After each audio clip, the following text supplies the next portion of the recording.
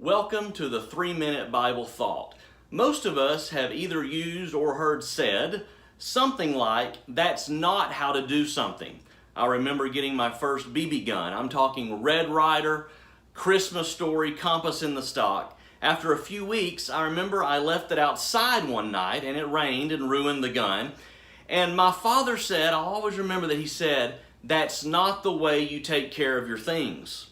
Why tell someone how not to do something if we want to give instruction?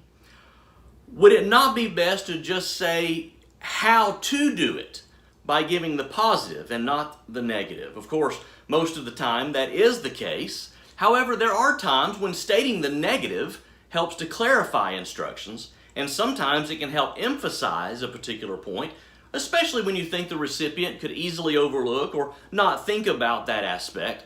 For instance, maybe you send someone grocery shopping and you need self-rising flour.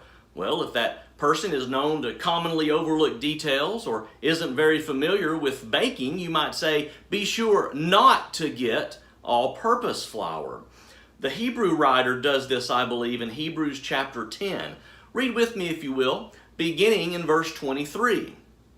Hebrews 10 verse 23 says, "Let us hold fast the confession of our hope, without wavering, for he who promised is faithful.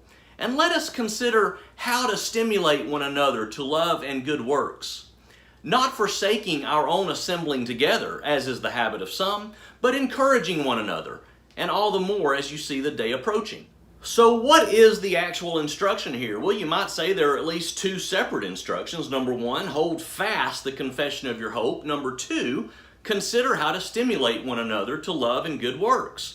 And each of those comes with additional information. Hold fast the confession of your hope comes with without wavering. It also comes with an explanation. Why? He who promised is faithful, and of course, we should be like him. The second instruction, consider how to stimulate one another to love and good works, comes with extra instructions. The first addendum is that negative I was talking about. He gives the instruction, stimulate one another to love and good works. Then he says, not by forsaking your own assembling together. Then he adds another additional, encouraging one another. And a third, all the more as you see the day drawing near. Now I'll just briefly say that I'm not sure what that day was that he was talking about, but whatever day it was still drawing nearer with each passing day.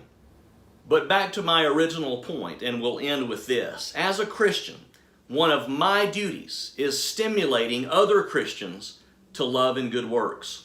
One way the Hebrew writer says to do this is by encouraging one another, and he gives a way not to do it, forsaking the assemblies. Consider one another how to stir up love and good works. And here's a way that you don't do that, forsaking your assemblies. I hope you can see the contrast. Encouraging one another, forsaking the assemblies. They don't go together. You can't encourage one another if you are forsaking the assemblies. If you have any questions, let me know. Have a blessed day.